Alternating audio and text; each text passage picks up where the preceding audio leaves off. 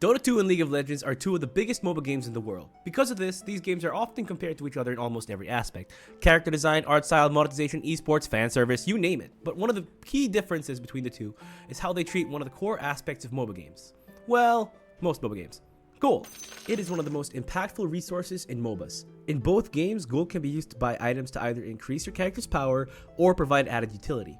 Gaining a significant gold lead against the enemy team, or even just your role opponent, can completely lopside a game in your favor. And despite this, your teammates will still find a way to somehow snatch defeat out of the jaws of victory. In this video, we'll be talking about how this simple mechanic fundamentally changes how both games are played. The main difference between the two games lies in how easy/difficult it is to gain gold in either game. In League of Legends, there are 6 ways that a player can gain gold: killing minions, killing monsters, including grubs, herald, baron, and dragons, killing enemy champions, pinging/destroying enemy wards, taking plating before 14 minutes, and destroying enemy structures. Meanwhile, Dota has killing creeps, killing neutral camps, including Tormentor and Roshan, killing heroes, destroying enemy structures, denying your own structures, killing wards, killing couriers, gold earned through stacking camps, and collecting bounty runes. Sounds about the same, but killing couriers and picking up these bounty runes awards gold to your entire team, further incentivizing you to do so, especially if you're playing support. My supports would never do this though, because they're too busy stealing last hits and messing up the wave. Dota also has 14 jungle camps on each side of the map. Compare this to League's 6, and they respawn every minute, so not only are there more camps to take, but they also respawn more frequently. Both games also have passive gold generation at roughly the same rate of about 2 gold per second, but Dota scales as the game goes on, whereas League's remain set from the get-go.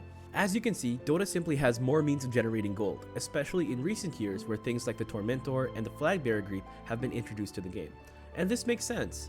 Dota has more expensive items, with some costing upwards of 4,000, 5,000, and even 6,000 gold, whereas most items in League cost about 3,000 gold without having any additional upgrade paths. And this coincides with the game length, as most League matches tend to be about 25 to 35 minutes long, and even shorter if and when your team surrenders because your top laner got outlaned by a Kayle.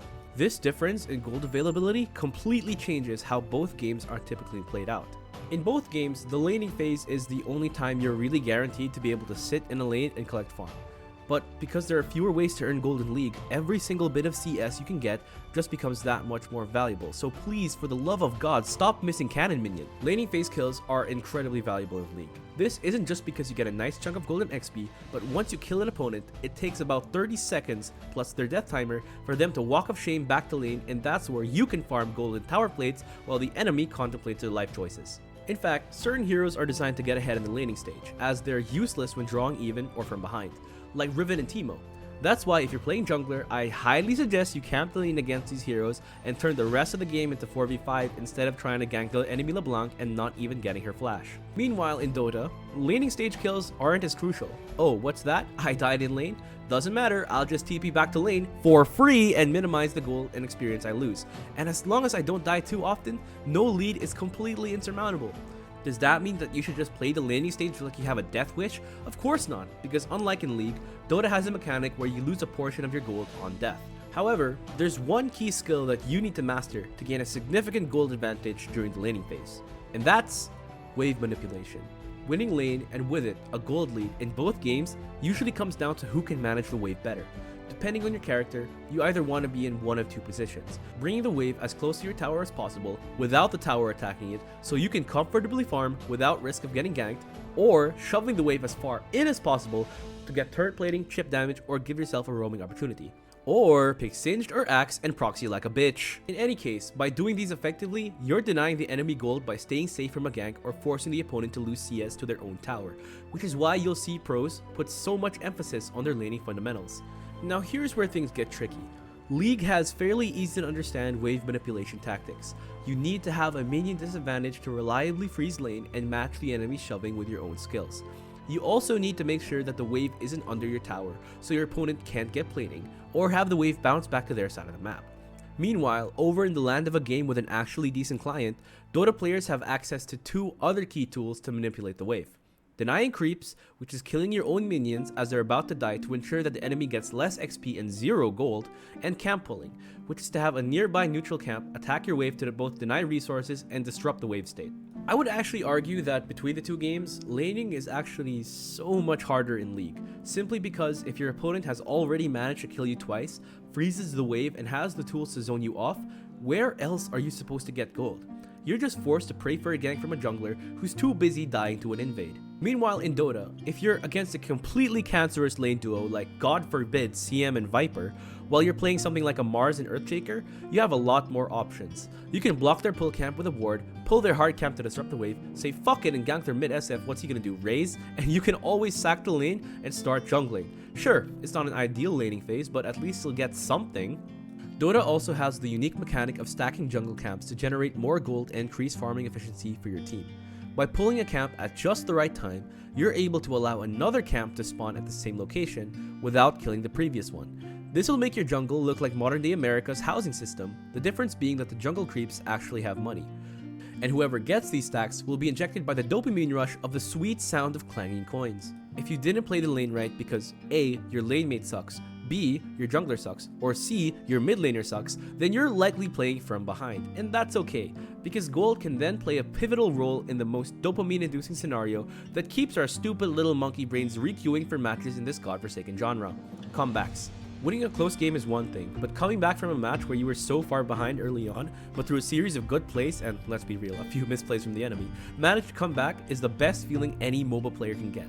Especially when the enemy has already started trash talking and they suddenly just shut up as they watch the game fall apart right before their very eyes. Everyone loves a good comeback, but comebacks are also different because of how gold works in both games. In League, it feels like besides backdooring, the only way to come back is to win a teamfight through proper selection and execution, which is easier said than done. Wombo combos only work in theory, as late game teamfights can be so chaotic that it's hard to actually pull anything off. Yes, Seraphine, Malphite, Yasuo ult wombo combos can happen, but so many things have to go right. For example, me being on the team that gets womboed. On the other hand, Dota gives you even more tools to make comebacks possible.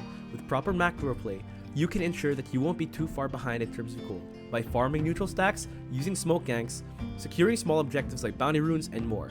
That isn't to say that comebacks via wombo combo teamfight wins don't happen.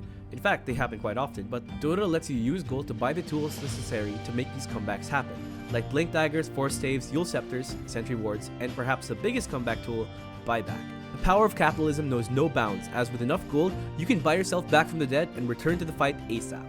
It's such a pivotal resource in the late game that entire matches are decided by who has buyback or not, with teams avoiding fights for a whole 7 to 8 minutes just to have it available again.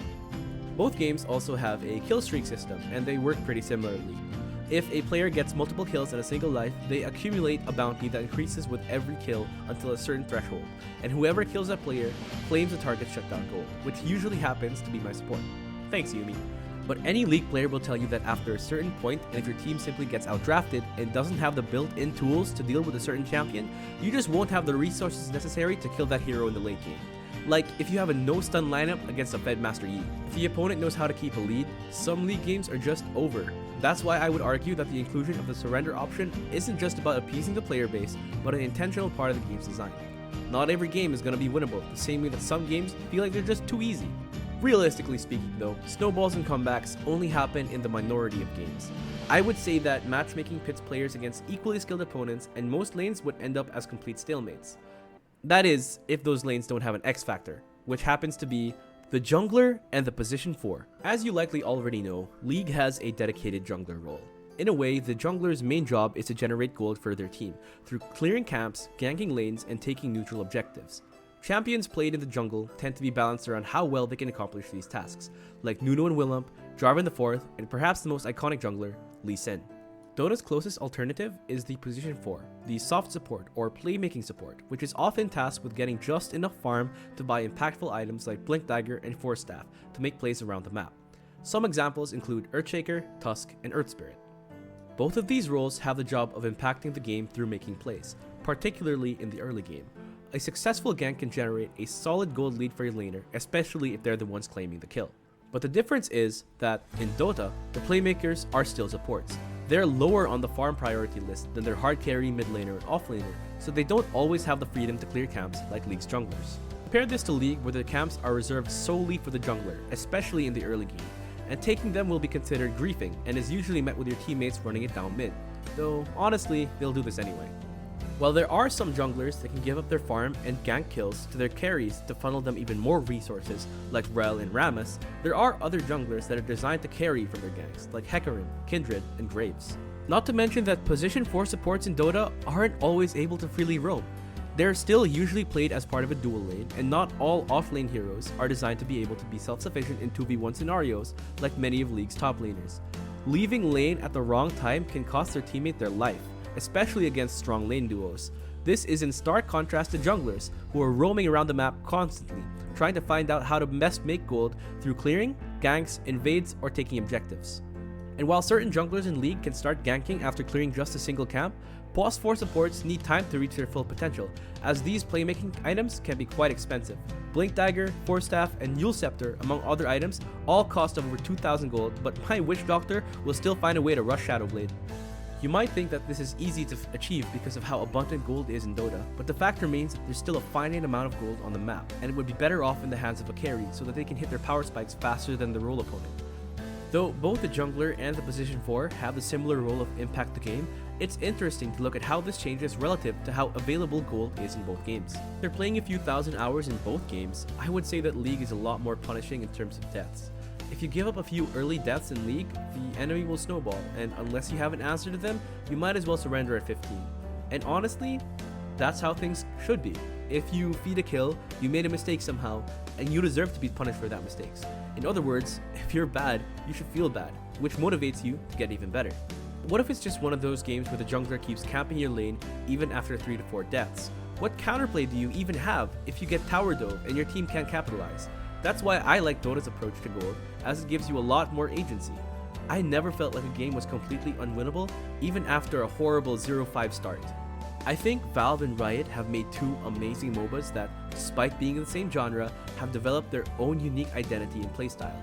And while gold plays a big part in these games' differences in identity, money isn't everything, and I look forward to taking a closer look at the differences between both of these games in the future. If you're a fan of either or both of these games and want to see how they compare in other aspects like item design, gameplay design, and more, or if you dislike my content, leave a like, comment, and subscribe.